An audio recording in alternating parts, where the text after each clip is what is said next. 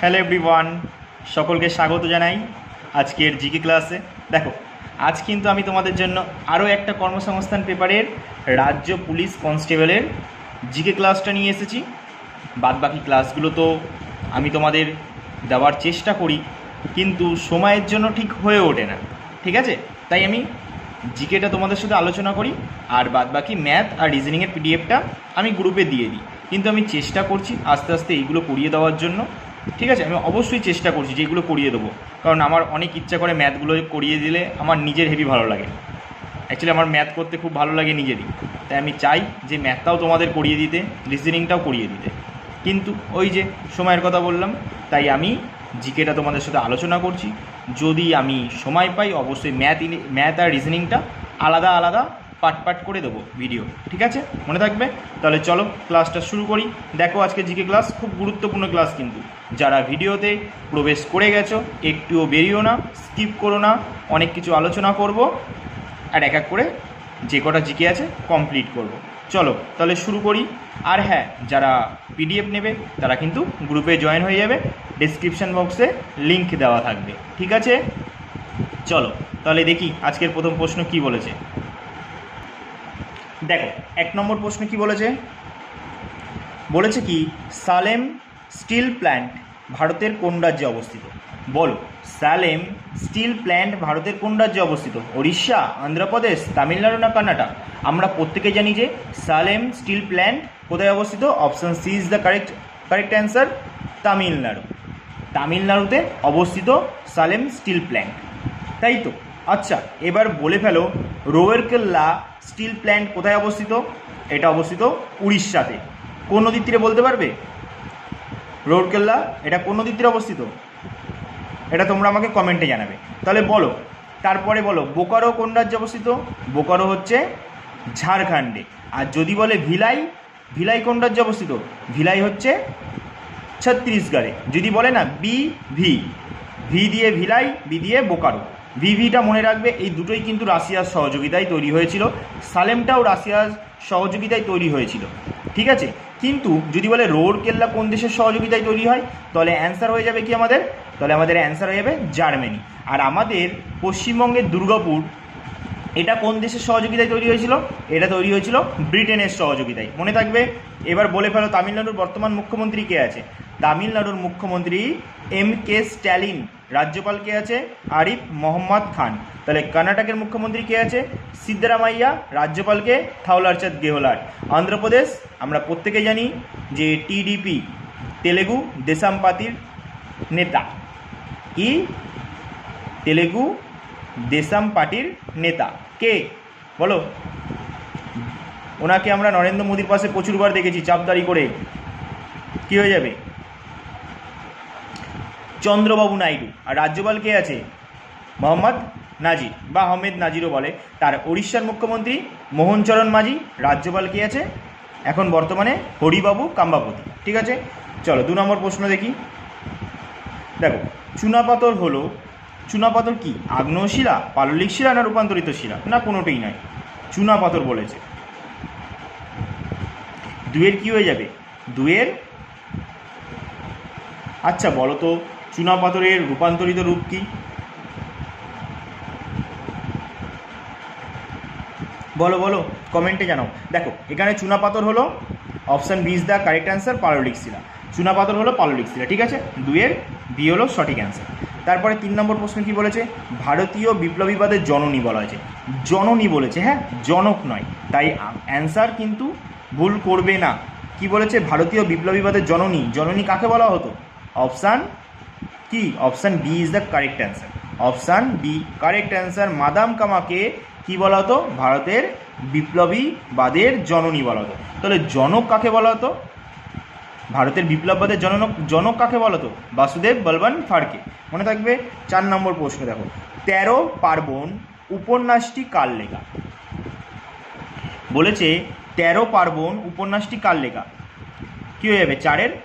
4-এর option B সঠিক উত্তর হয়ে যাবে, সমরেশ মজুমদার। সমরেশ মজুমদারের লেখা হচ্ছে কি 13 পার্বণ। 13 পার্বণ উপন্যাসটি কার লেখা?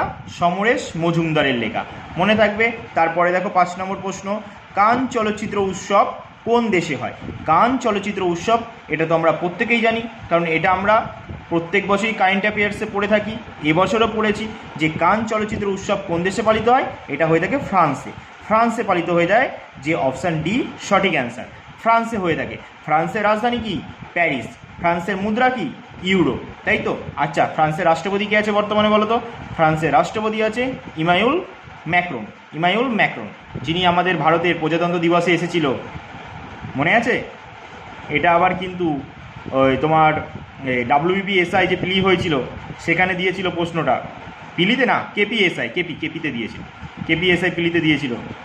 কিন্তু যদি বলা হয় 2025 প্রজাতন্ত্র দিবসে ভারতে অতিথি হিসাবে কে এসেছে, তাহলে কী হয়ে যাবে? ইন্দোনেশিয়ার রাষ্ট্রপতি সুবিয়ান্ত। তাহলে ব্রাজিলের রাজধানী কি? ব্রাজিলের রাজধানী হচ্ছে ব্রাসিলিয়া, মুদ্রা রিয়েল। যুক্তরাজ্যের রাজধানী হচ্ছে লন্ডন। আচ্ছা, যুক্তরাজ্য কতগুলি প্রদেশ নিয়ে গঠিত হয়েছে বলতে পারবে? 4টি। কী কী? এটা তোমরা কমেন্টে জানিও, সব কিছু আমি বলে দেবো না, বলে দেবো না, তোমরাই জানাবে আমাকে। দেখো তাহলে বলো, যুক্তরাজ্য রাজধানী লন্ডন, মুদ্রা কি? পাউন্ড। তাহলে ইতালির রাজধানী কি? রোম, মুদ্রা কি? ইতালির মুদ্রা হচ্ছে ইউরো।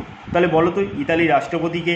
তোমরা প্রত্যেকেই জানো, নরেন্দ্র মোদীর সাথে ওনার খুব চর্চায় সোশ্যাল নেটওয়ার্কে তোমরা দেখতেই পাও, মেলনি, তাই তো? চলো 6 নম্বর প্রশ্ন দেখো কি বলেছে। দেখো 6 নম্বর প্রশ্ন বলেছে, বিজয়ওয়াড়া শহরটি কোন নদীর তীরে অবস্থিত? আমরা প্রত্যেকেই জানি যে বিজয়ওয়াড়া শহরটি কী হয়ে যাবে? 6 option C is the correct answer, option C. তাহলে সি হয়ে গেল সঠিক উত্তর। কৃষ্ণা নদীর তীরে বিজয়ওয়াড়া শহরটি অবস্থিত, তাই তো? তাহলে এবার বলে ফেলো, কৃষ্ণা নদী কোথা থেকে উৎপত্তি লাভ করেছে? কৃষ্ণা নদী উৎপত্তি লাভ করেছে মহারাষ্ট্রের, কোথা থেকে? মহারাষ্ট্রের পশ্চিমঘাট পর্বতমালার মহাবালেশ্বর শৃঙ্গ থেকে উৎপত্তি লাভ করেছে। টোটাল দৈর্ঘ্য কত? 1400 কিমি। এটা দক্ষিণ ভারতের দ্বিতীয় দীর্ঘতম নদী, মনে থাকবে। তাহলে দক্ষিণ ভারতের দ্বিতীয় দীর্ঘতম নদী তো মনে থাকলো, কিন্তু তাহলে দক্ষিণ ভারতের প্রথম দীর্ঘতম নদী সেটা হচ্ছে আবার আমাদের ভারতের দ্বিতীয় দীর্ঘতম নদী, সেটা কি? গোদাবরী 1465। এটাও মহারাষ্ট্র রাজ্যে উৎপত্তি হয়েছে। কোথায়? নাসিক জেলার তিম্বক উচ্চভূমি থেকে উৎপত্তি লাভ করেছে। তাহলে বলো তো কৃষ্ণার কয়েকটি উপনদীর নাম কী কী হবে? ভীমা, তারপর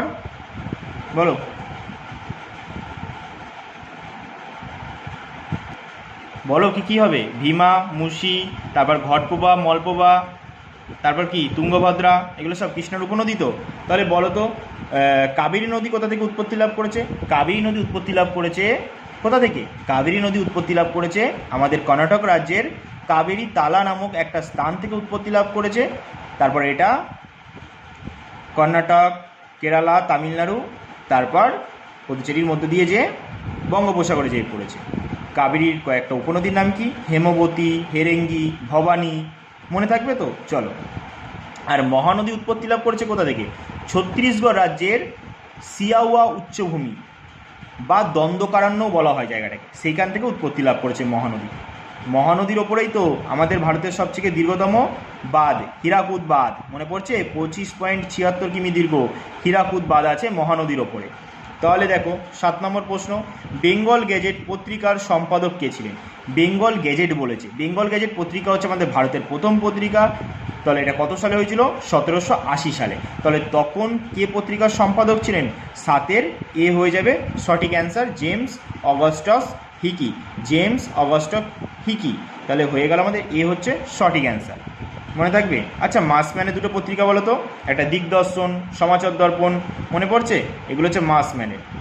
তারপর বলো রাজা রামমোহন রায় দুটো পত্রিকা, সংবাদ কৌমুদি, আর একটা হচ্ছে মিরাতুল আকবর। এবার দেখো 8 নম্বর প্রশ্ন কি বলেছে, কোন জীবন বিজ্ঞানী মানবদেহে রক্ত সঞ্চালন পদ্ধতি সর্বপ্রথম পর্যবেক্ষণ করেছে? ভালো করে দেখো, ইম্পর্টেন্ট এই জায়গাটায়, রক্ত সঞ্চালন বা ব্লাড সার্কুলেশন, ঠিক আছে? রক্ত সঞ্চালন পদ্ধতি সর্বপ্রথম পর্যবেক্ষণ করেছিলেন কে? উইলিয়াম, 8 কী হবে? উইলিয়াম হার্ভে, অপশান বি হচ্ছে সঠিক অ্যান্সার। উইলিয়াম হার্ভে প্রথম রক্ত সঞ্চালন পদ্ধতি সর্বপ্রথম পর্যবেক্ষণ করেছিলেন। আর রক্তের শ্রেণীবিভাগ করেছিলেন কে? কার্ল ল্যান্ডস্টেইনার, ইনি রক্তের শ্রেণীবিভাগ করেছিলেন। এর জন্য কিন্তু তিনি নোবেল পুরস্কারও পেয়েছিলেন। কত সালে পেয়েছিলেন এর জন্য তিনি চিকিৎসাবিদ্যায় নোবেল, তোমরা আমাকে কমেন্টে জানাবে। দেখো 9 নম্বর প্রশ্ন কি বলেছে, মানুষের চোয়াল কোন শ্রেণীর লিভার? মানুষের চোয়াল কোন শ্রেণীর লিভার? 9-এর সি। সি হচ্ছে, দেখো সঠিক অ্যান্সার, তৃতীয় শ্রেণীর লিভার। কারণ আলম্ব বিন্দুটা একদম পেছনের দিকে থাকে। আলম্ব বিন্দু যে জায়গাটাকে বলি, জায়গাটা একদম মানে তোমার সেট থাকে বলতে গেলে, সেই জায়গাটা পুরো সেট, সেটা হচ্ছে আলম্ব বিন্দু। এগুলো ভর ভার এগুলো একটু বোঝার বিষয় আছে, আমি তোমাদের কোনো এক সময় আলাদাভাবে এটা একটু বুঝিয়ে দেবো। দেখবে খুব ইজি জিনিস এই তোমার লিভার বোঝাটা, তখন দেখবে খুব সহজেই পারছো।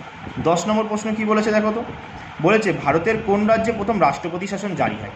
আমরা প্রত্যেকেই জানি ভারতের পাঞ্জাব রাজ্যে প্রথম রাষ্ট্রপতি শাসন জারি হয়েছিল, পাঞ্জাব রাজ্যে প্রথম জারি হয়েছিল, তাই তো? ভারতের প্রথম পাঞ্জাব রাজ্যে প্রথম রাষ্ট্রপতি শাসন জারি হয়, তাহলে আমাদের অ্যান্সার হয়ে গেল অপশান। এবার বলে ফেলো তো যে পাঞ্জাবের মুখ্যমন্ত্রী বর্তমানে কে আছে?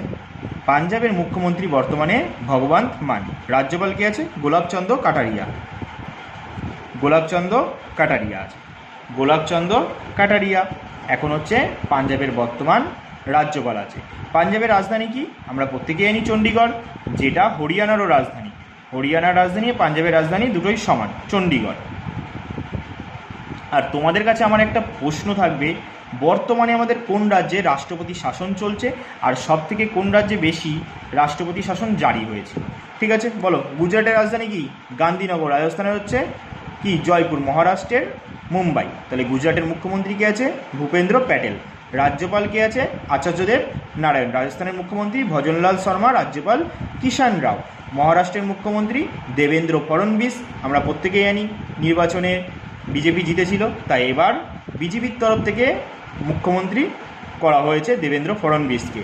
আর উপমুখ্যমন্ত্রী দুজন আছে, একজন হচ্ছে অজিত পাওয়ার আর একজন হচ্ছে একনাথ শিন্ডে, যিনি আগের মুখ্যমন্ত্রী ছিল শিবসেনা দলের, ইনি শিবসেনা দলের। ঠিক আছে, তাহলে রাজ্যপাল কে আছে?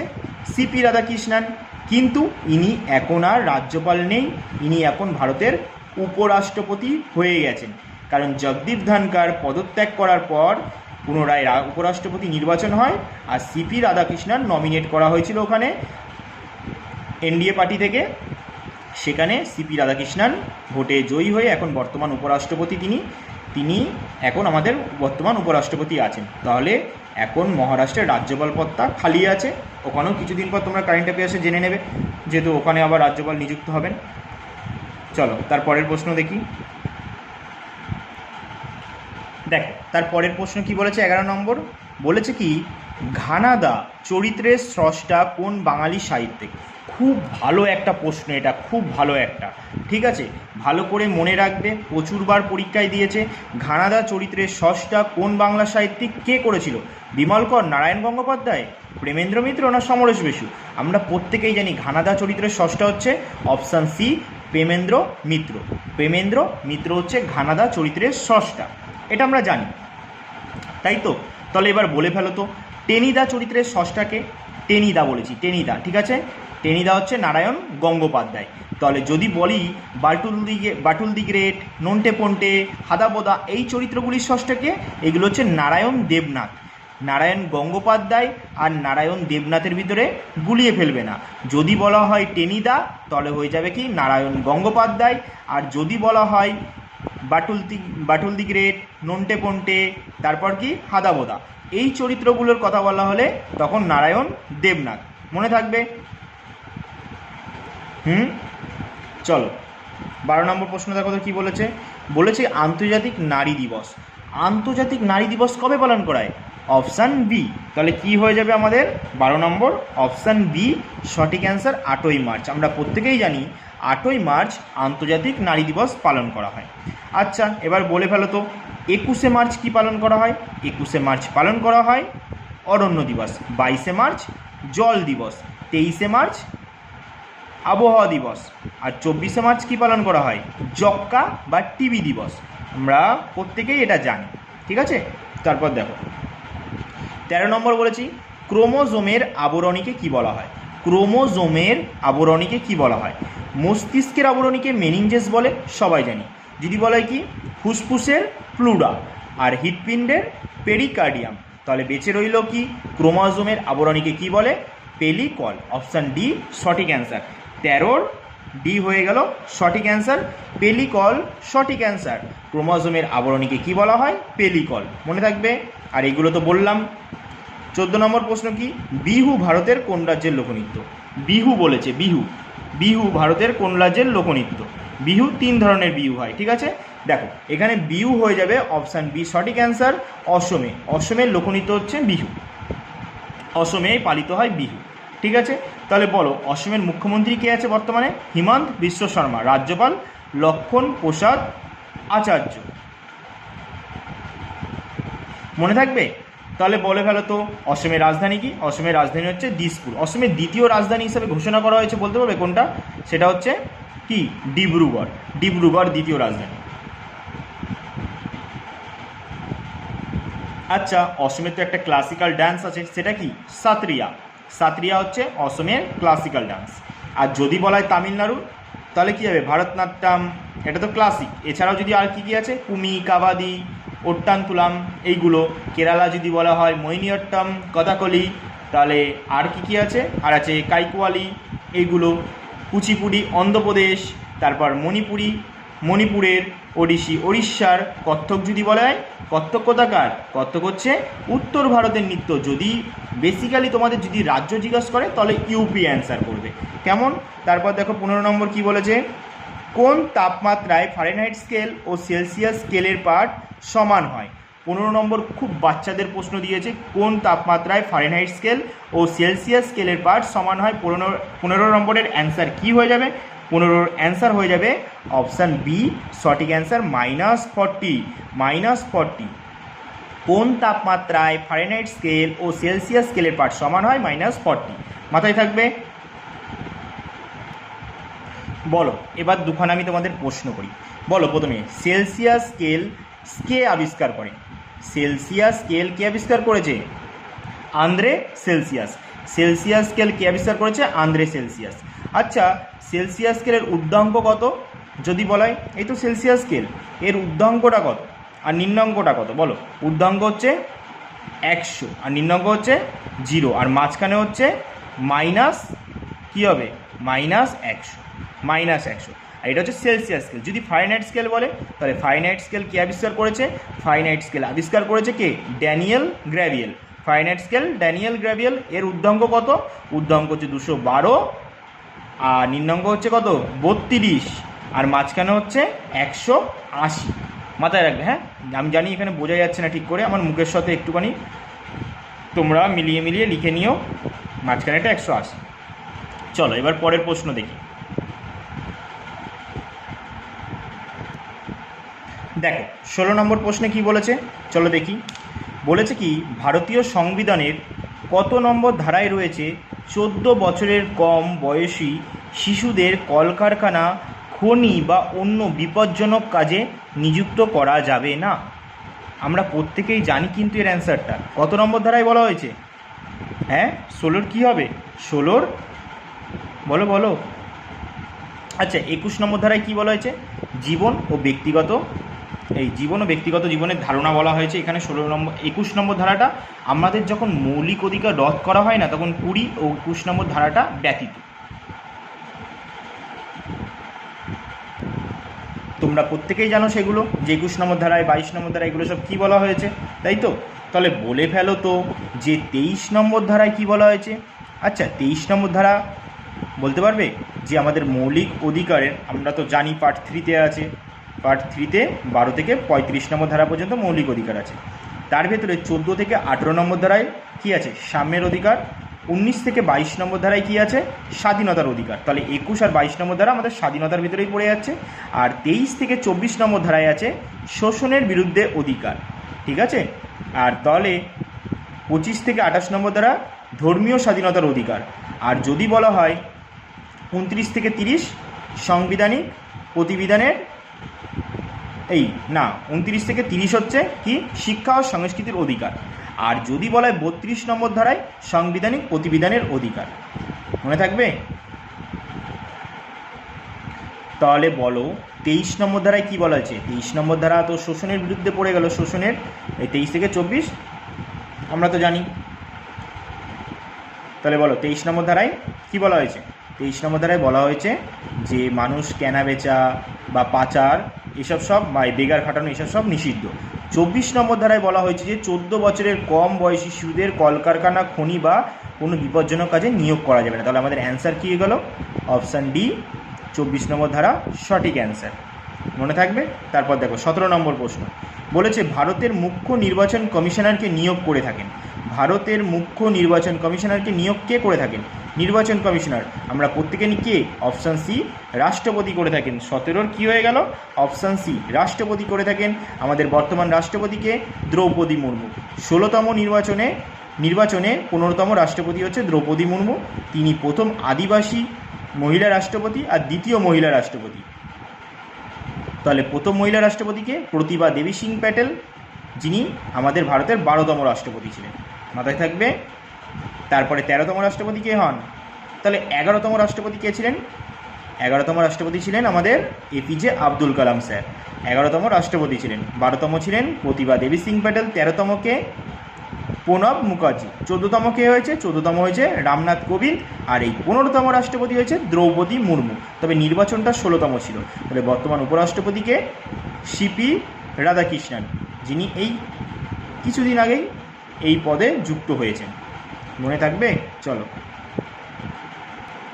তাহলে তোমরা তো প্রত্যেকেই জানো যে বর্তমান প্রধানমন্ত্রী নরেন্দ্র মোদী আছে, তিনি এখন দীর্ঘতম মুখ্যমন্ত্রী, দ্বিতীয় দীর্ঘতম। প্রথম জওহরলাল নেহরু, এখন দ্বিতীয় দীর্ঘতম মুখ্যমন্ত্রী। এই মুখ্যমন্ত্রী বলি কেন? প্রধানমন্ত্রী নরেন্দ্র মোদী, অবশ্যই তিনি একসময় মুখ্যমন্ত্রীও ছিলেন গুজরাটের, আমরা প্রত্যেকেই জানি। তাহলে লোকসভা স্পিকার কে আছে? ওম বিড়লা। 17, 18 উভয়, 17তম 18তম লোকসভা স্পিকার ওম বিড়লা, দুটো টার্ম কিন্তু ওনার। আর প্রধান বিচারপতি কে আছে এখন? বি.আর. গাভাই। আমরা এটাও তো জানি যে ইনি নিযুক্ত হয়েছেন কিছুদিন আগে প্রধান বিচারপতি পদে, বি.আর. গাভাই। 18তম দেখো প্রশ্ন কি বলেছে? 18 নম্বর বলেছে পশ্চিমবঙ্গ সরকার কোন বছর সবুজ সাথী প্রকল্প, যেই সাথী নিয়ে তোমরা ঘুরে বেড়াও, মনে আছে? সাথীর কখনো হাত ভেঙে যায়, পা ভেঙে যায়, কখনো ল্যাংড়া হয়ে যায় সাথী, ওই সেই সাথী। তাহলে এই সাথী কত সালে দিয়েছিল? 18 কি হয়ে যাবে? 18 ডি, অপশান ডি 2015 সালে। অনেক সময় দেখবে যে এটাকেই আবার বলে নাকি 2016 সালে। অপশান যেহেতু এখানে 2016 নেও, তাই অপশান আমাদের 2015ই হয়ে যাবে। সবুজ সাথী প্রকল্প চালু হয়েছিল 2015 সালে, এছাড়া কোনো উপায় নেই আমাদের এইখানে এই প্রশ্নে, ঠিক আছে। 19 নম্বর কি বলেছে? রাজ্য পুলিশের সবথেকে বড় পদটির নাম কি? আমাদের রাজ্য পুলিশের খুব ভালো প্রশ্ন একটা। রাজ্য পুলিশের সবথেকে বড় পদটির নাম কি? ডিজিপি, আইজিপি, এসপি না এসডিপি? বলো 19-এর কী হয়ে যাবে? 19-এর অ্যান্সার এ, ডিজিপি না? আমাদের রাজ্য পুলিশের সবথেকে বড় পদ হচ্ছে ডিজিপি। আচ্ছা, পশ্চিমবঙ্গ পুলিশ ডাব্লিউবিপির বর্তমান প্রধানকে কে আছে? রাজীব কুমার। আর যদি বলে কলকাতা পুলিশের মনোজ ভার্মা, তোমরা জানো ওই বিনীত গোয়েলের জায়গায় নিয়ে আবার ঢুকেছে মনোজ ভার্মা, প্রচুর জিনিস দেখিয়ে যাচ্ছে খেলা। চলো 20 নম্বর কি বলেছে? ফিউজ তারের প্রকৃতি কী? ফিউজ তার কী প্রকৃতির হয়ে থাকে? এই প্রশ্নটাও কিন্তু খুব গুরুত্বপূর্ণ, 3খানা স্টার অবশ্যই দিয়ে রাখবে সাথে, কেমন? তাহলে ফিউজ তারের প্রকৃতি কী? আমরা প্রত্যেকেই জানি কি এর অ্যান্সার কী হবে? উচ্চরোধ ও নিম্ন গলনাঙ্ক। উচ্চরোধ ও নিম্ন গলনাঙ্ক, যেটা আমাদের বাড়িতে লাগানো থাকে ফিউজ তার, দেখেছো না?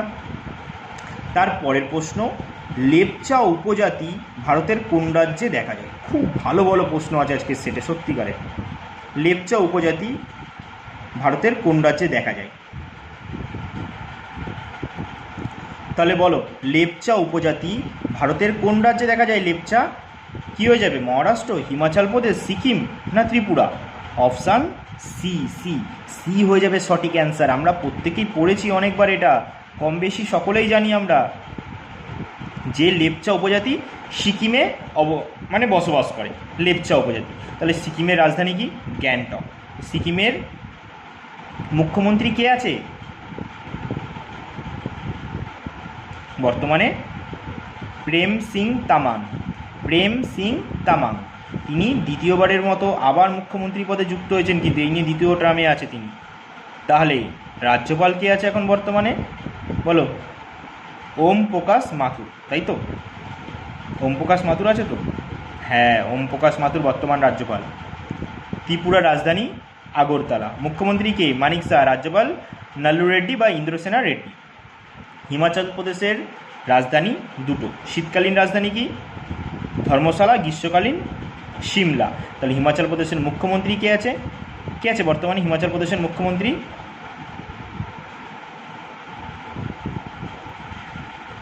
কি হবে বলো? হিমাচল প্রদেশের বর্তমান মুখ্যমন্ত্রী কে আছে? কি হবে? সুখবিন্দর সিং সান্ধু। আর রাজ্যপাল কে? শিব প্রতাপ শুক্লা, 22তম। মাথায় আছে? তারপর মহারাষ্ট্রের মুখ্যমন্ত্রী একটু আগে বললাম দেবেন্দ্র ফডণবীস। আর রাজ্যপাল কে আছে বর্তমানে? কেউ নেই, পদটা খালি, কারণ সিপি রাধাকৃষ্ণন এখন আমাদের উপরাষ্ট্রপতি হয়ে গেছেন। তারপর দেখো 22 নম্বর প্রশ্ন। মানুষের আবিষ্কৃত প্রথম অজৈব যৌগের নাম। মানুষের আবিষ্কৃত প্রথম অজৈব যৌগ হচ্ছে কি? অজৈব যৌগের নাম 22-এর কী হবে? 22-এর অ্যান্সার হয়ে যাবে কী হবে বলো? 22-এর অ্যান্সার অপশান বি হবে না? তোমরা তো প্রত্যেকেই জানো যে ইউরিয়াই তো মানুষ প্রথম অজৈব যৌগরূপে আবিষ্কার করেছিল, তাই তো? তাহলে দেখো, জার্মান সিলভারে কোন উপাদানটি থাকে না? জার্মান সিলভারে আগে কী কী থাকে এটা বলো।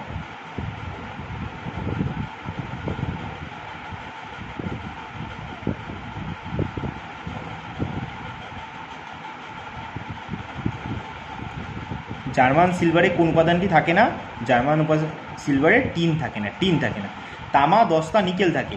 তামা, দস্তা, নিকেল থাকে, কিন্তু টিন তো থাকে না জার্মান সিলভারে, তাই তো? তোমরা আমাকে, তোমাদের জন্য একটা হোমওয়ার্ক রাখবো আমি এখানে, ঠিক আছে? যে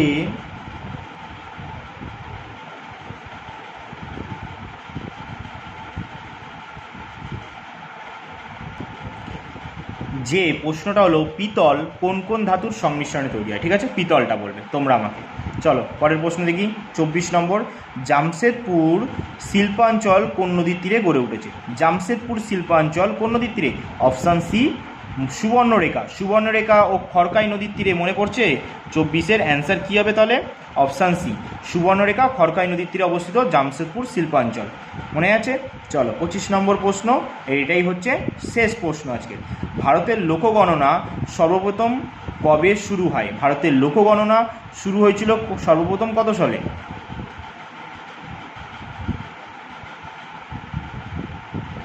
বলো, তোমাদের একটু সময় দিলাম, বলো।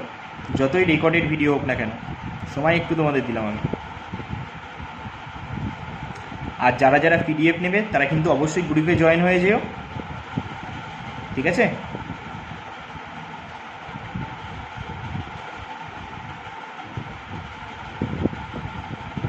পঁচিশের অ্যান্সার কী হবে? অপশান সি, 71 না? 1871 সালেই তো ভারতের লোকগণনা সর্বপ্রথম কবে শুরু হয়? ভারতের লোকগণনা শুরু হয়েছিল 25-এ, কী হয়ে যাবে? সি, ভারতের লোকগণনা সর্বপ্রথম শুরু হয় 1871 সালে। তাহলে এই ছিল 25টা প্রশ্ন। কেমন তোমাদের লাগলো আজকে ক্লাসটা? এইটা অবশ্যই কিন্তু কমেন্টে জানাতেই হবে তোমাদের। যদি খারাপ লাগে খারাপ, ভালো লাগলে ভালো, ঠিক আছে?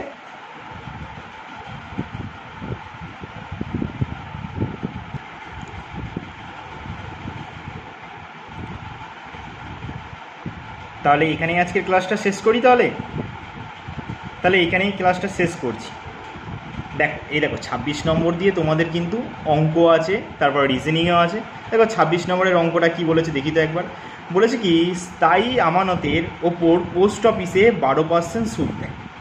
ঠিক আছে, খুব ভালো কথা। এক ব্যক্তি 5 বছর পর মেয়ের বিয়ের সময় 12,800 টাকা পেতে চান। বাহ, এটাও ভালো কথা। ঠিক আছে, ব্যক্তিকে দিয়ে দাও। তাহলে কি বলেছে তারপর? বলছে তাকে কত টাকা জমা রাখতে হবে। ঠিক আছে, তোমরা যেহেতু দেখতে পাচ্ছ না, আমি বললাম প্রশ্নটা হচ্ছে তাকে কত টাকা জমা রাখতে হবে, মানে আসলটা বলতে বলেছে। ঠিক আছে, অঙ্কটা করে দেখিয়ে দেবো নাকি একটু? বাচ্চাদের অঙ্ক দিয়েছে, তোমরা নিজেরা সলভ করবে, দেখে খুব বাচ্চাদের অঙ্ক আছে। আচ্ছা চলো, আমি একটা অঙ্ক তোমাদের আজ দেখাই। তোমরা প্রত্যেকে বলো যে দাদা অঙ্কটা একটু দেখিয়ে দাও। দেখি, যদি একটা অঙ্ক দেখে ভালো লাগে আমাকে কমেন্ট করবে, আমি জানাবো। দেখো, আমি পুরো আস্তে আস্তে বেসিক দেখে, ঠিক আছে, পুরো অঙ্কটাকে বেসিকভাবে তোমাদের আমি করিয়ে বুঝিয়ে দিচ্ছি। দেখো, আচ্ছা আগে দিয়ে কিন্তু বলে দিচ্ছি যে আমি এই একটা অঙ্ক একটু দেখিয়ে দিচ্ছি, ঠিক আছে? তাই বলে কিন্তু আমি সবটা করিয়ে দেবো না, ঠিক আছে? তোমরা নিজেরা করে নিও। যদি আমি তোমাদের জন্য অঙ্কের জন্য আলাদাভাবে সময় বার করতে পারি, কারণ আমি তোমাদের বলেছিলাম প্রচুর পরিমাণে কমেন্ট চাই, তবেই আমি করে দেবো, কিন্তু দেখছি না সেরকম কমেন্ট আসছে। কিন্তু আমি চেষ্টা করছি তোমাদের কমেন্ট আসুক আর না আসুক, সব অঙ্ক, রিজনিং, ইংলিশ থাকলে সেগুলো করিয়ে দেওয়ার জন্য, ঠিক আছে? দেখো আমি একটা অঙ্ক দেখাচ্ছি। বলছে স্থায়ী আমানতের ওপর পোস্ট অফিসে 12% সুদ দেয়, তাহলে কত সুদ দিচ্ছে কত? চলো আমরা একটু লিখে লিখে করি তো। দেখো পুরো বুঝিয়ে দিচ্ছি তোমাদের, দেখো কত সুন্দরভাবে সুদ দিচ্ছে কত?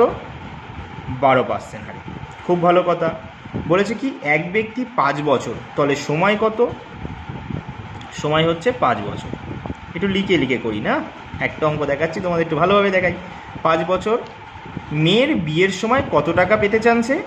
টোটাল, এটা কিন্তু মোট, সুদ আর আসল মিলিয়ে টাকাটা আছে, ঠিক আছে?